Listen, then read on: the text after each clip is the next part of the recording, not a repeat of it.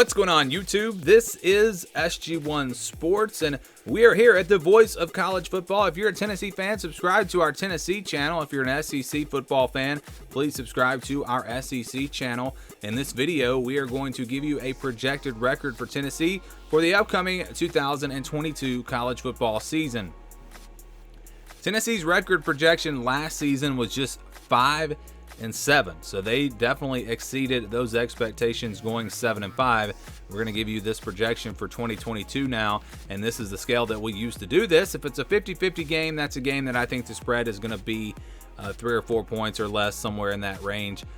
Under 20%, over 80%, those are almost guaranteed wins. Games where I think the spread will be more than 2 touchdowns.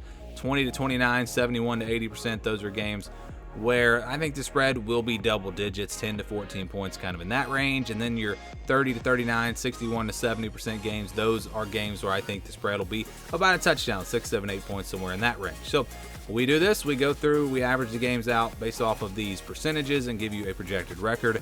Like I said, just 5-7 for Tennessee last year. Let's see what the projection is this season. You have 4 easy wins there already: Ball State, Akron, UT Martin, and Vanderbilt.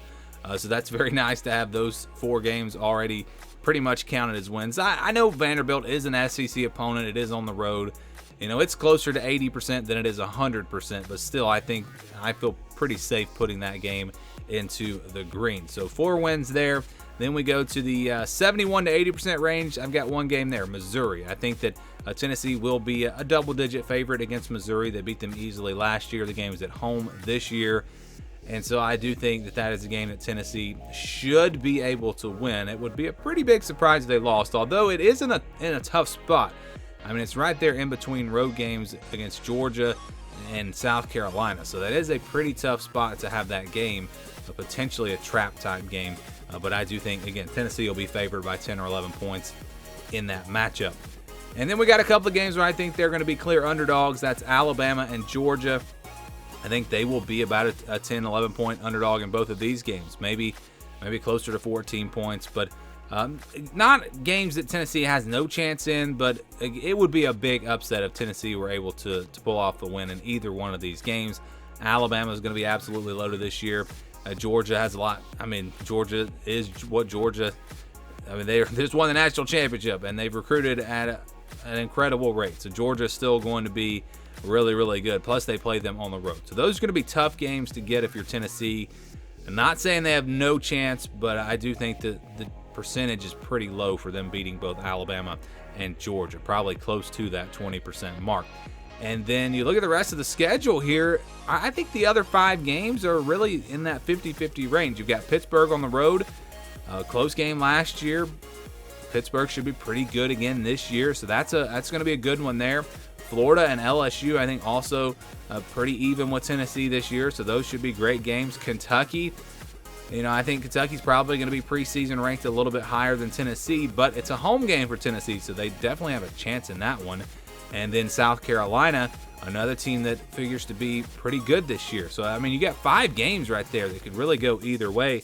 If they win their other games, and then let's say they lose to Alabama and Georgia, this is a big swing. This team could go anywhere from 5-7 to 10-2 based off of how these 50-50 games are.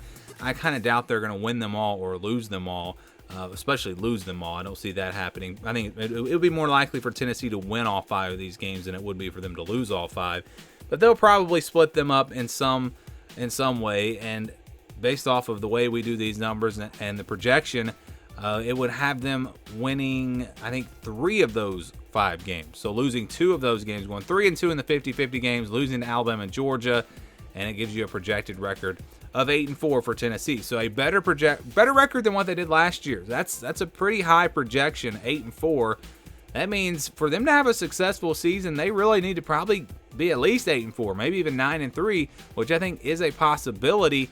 7-5, same record as last year, probably a disappointment in year 2 under Josh Heupel. I think Tennessee is expecting to have a really good year. They could be a top 25 team, but that is, again, a pretty high projection from where they were last year and what the projection was last year especially. But I think having those 4 almost guaranteed wins in there definitely helps. And then if they just split the other 8 games, that would get you to that 8-4 record. So I would love to know what you guys think about this. Give me your thoughts on the projection down in the comments below. And thank you for watching.